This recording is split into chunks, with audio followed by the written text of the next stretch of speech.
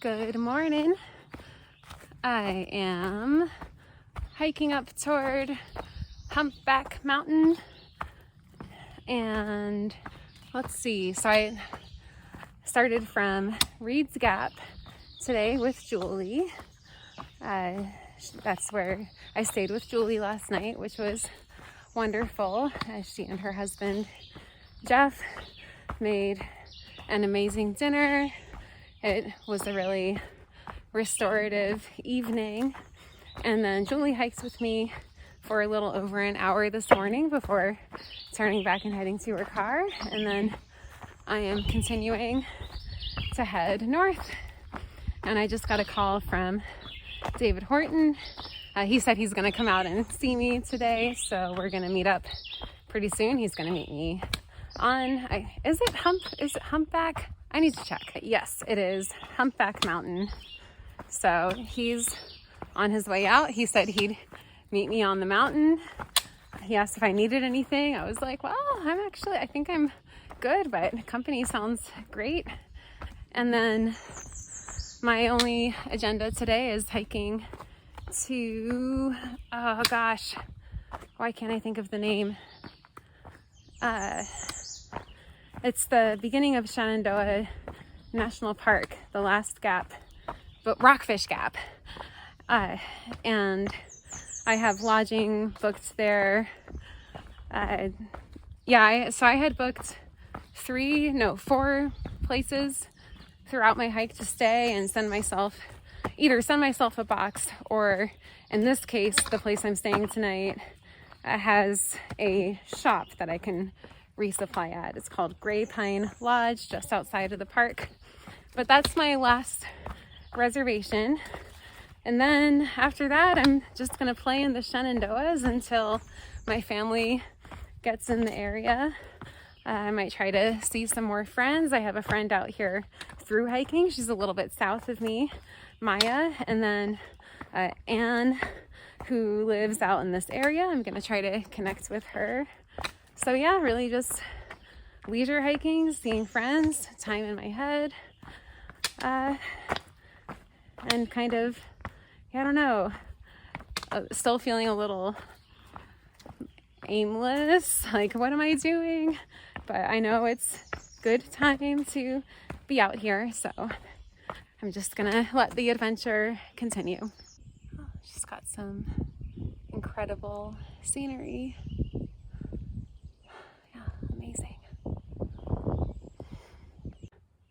Made it to Humpback Mountain. Once again, another side tour I've never taken from the AT, because, you know, time is important. But it's funny, the trail is right behind me. It's right there, but even just this little, I just really didn't take any steps off the trail because I had so far to go each day. So now I can just take in the view.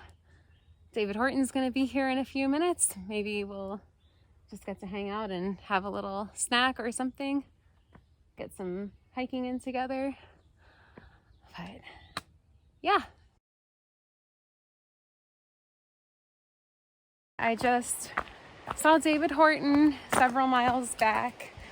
We got the meeting spot mixed up, so I actually backtracked a mile, but then it turned out he was actually a mile in the opposite direction, the original way I was going. But anyway, we eventually found each other and met each other at the Humpback Cliffs, and it was my first time visiting those cliffs. It was awesome. I got a great photo, and he was so nice. He brought me leftovers from dinner last night that his wife Nancy made. So I had like a real meal on the trail. It was like an orzo chicken tomato salad with some taco shells that I had left because I couldn't carry all my food. But I'm something like 6.5 miles out from Rockfish Gap. Nothing very significant has happened today, and that's okay. I'll take uneventful over, catastrophe. But yeah, I did, after saying goodbye to David Horton, I definitely got a little emotional because, it's like when you part ways with friends, one of the questions is, when are we going to see each other again?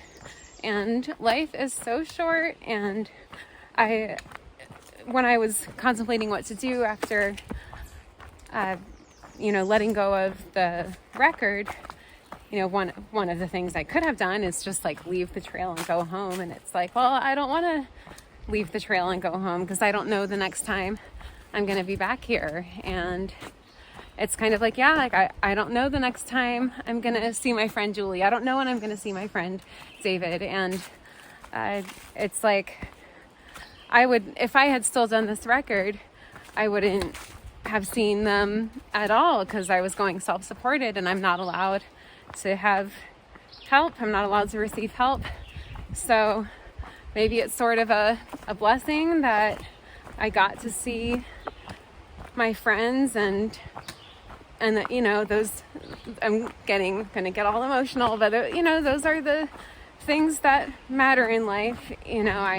I care about my goals. I care about pushing myself, and there's a time and a place for that kind of thing. But there's also a time and a place for just making time for yourself, making time for friends, and just really appreciating the time you get with them. So I guess that's one takeaway from today. But yeah, part of me was tempted to just be like, David Horton, can I just have a ride to Rockfish Gap? Like, I don't really have a reason to be out here. Like, I don't have to walk these miles. I could be recovering. I could be relaxing in some air conditioning, but I'm still out here. Yeah, I guess seeking answers, or maybe just meaning from all of this. So on I go. Classic. So incredibly green. Beautiful.